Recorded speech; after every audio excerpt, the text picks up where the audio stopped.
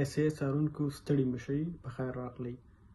د کرکټ په نړۍ کې د یو ستر لیګ هند غوره لیګ سیالۍ IPL سیالۍ وروستۍ پایلوبه به سبا د یکشنبې په ورځ باندې د افغانستان پر وخت ماښام 9:30 بجې ترسره کیږي. په دغه پایلوبه کې به دوه سترې لوبډلې چینای سوپر کینګ او ګجرات ټایټنز لوبډلې له یو بل سره مخامخ کیږي. د ګجرات په لوبډله کې دوه افغان لوبغاړي چې دواړه ورو توپ اچوونکي دي، نور احمد لکنوال او د دې ترڅنګ راشد خان لوبیږي. د چینای سوپر کینګ لوبډله کې بیا د افغانستان څخه کوم لوبغاړي نه لوبیږي، خو ولې د سریلانکا لوبغاړي په هغې لوبډله کې د توپ اچونې په برخه کې ورو توپ اچوونکو کې او تیزو توپ اچوونکو کې شاید ولوبیږي او نه تر دوو پورې په بهرنیو لوبغاړو په ډله کې. سبانۍ لوبه چې تر ډېر لیدونکي به ولري او دغې لوبې دپاره د نورو کرکټ بورډونو مشران هم دعوت شوي دي. دغه پایلوبه به له نږدې نه په هند کې وګوري. دا لوبه د هند په یو ستر نوي لوبغالي کې چې د نریندرا مودي په نوم باندې په احمد آباد کې جوړ شوی ده، په ګجرات کې جوړ شوی ده، همالته به ترسره شي.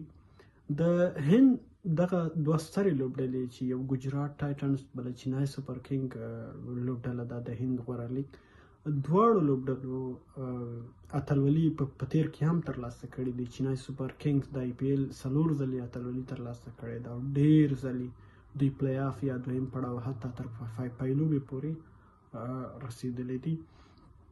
بیا د ګجرات ټایټنز لوبډلې چې نوې لوبډله ده، د دویم سیزن د په خپل لومړني سیزن کې په خپل لومړني کال کې پایلوبه ګټلې وه او دوی اتلولي ترلاسه کړې وه. سبا یې دویم ځل ده چې دوی به د دویم کال کې د دویم ځل لپاره پایلوبه ترسره کوي، هغه به هم د چینای سوپر کینګ لوبډلې پر خلاف باندې. د ګجرات په لوبډله کې تر ډېره چې تکیه کیږي په توپ وهونکو کې په شوبمن ګیل باندې، همدا ډول باندې یا په توپ اچوونکي کې په محمد شمي او راشد خان باندې. تر ډېره دغه درېواړو لوبغاړو د ګجرات لپاره په سږني IPL کې ښې لوبې ترسره کړې او علت او لامل یې همدا شو چې دغه لوبډله تر پایلوبې پورې ورسېدله. د ګجرات دپاره راشد خان په سږني سیزن کې د تېرو سیزنونو په پرتله ډېرې ویکټې ترلاسه کړي دي، ډېر لوبغاړي سوځولی دي، ښه توپوهنه یې ترسره کړې، ښه فیلډینګ یې ترسره کړې ده او د دې ترڅنګ ښه توپ اچونه یې ترسره کړې ده. راشد سږني IPL کې 22 لوبغاړي د ګجرات لپاره سوځولي او د هند غوره لیګ IPL د ټولو بهترینو بالرانو کې دویم ځای په خپل نوم کړی ده. د ګجرات لپاره بیا لومړی ځای محمد شمي خپل کړی ده چې 28 لوبغاړي سوځولي دي او په توپ وهونکو په ډله کې بیا شوبمن ګیل دی چې لومړی مقام له ځان سره لري. هغه کوم سیال نه لري چې له هغه نه مخکې شي په سږني IPL کې، ځکه د دوی لوبډله په پایلوبه کې ده او مقابل یا مخالف یې په پایلوبه کې شتون نه لري. د دې ترڅنګ د توپ وهونکو په ډله کې لومړی لوبغاړی چې شوبمن ګیل د ګجرات لوبډلې ده، د توپ اچوونکو په برخه کې لومړی او دویم د IPL سږني سیزن هم د ګجرات پر برخه دي.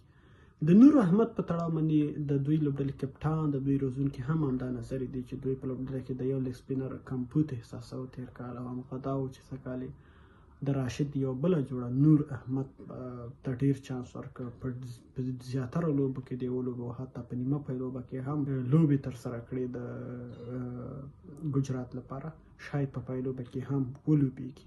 نور احمد هم ښې لوبې ترسره کړې ده، د 10 ډېر لوبغاړي په سږني سیزن کې سوځولي دي. سبا د MS دھوني په کپټانۍ کې او د هاردیک پانډیا چې د ګجرات لوبډلې کپټاني ده معلومه به شي چې څوک کومې لوبډلې ته اتلولي ګټي. مننه.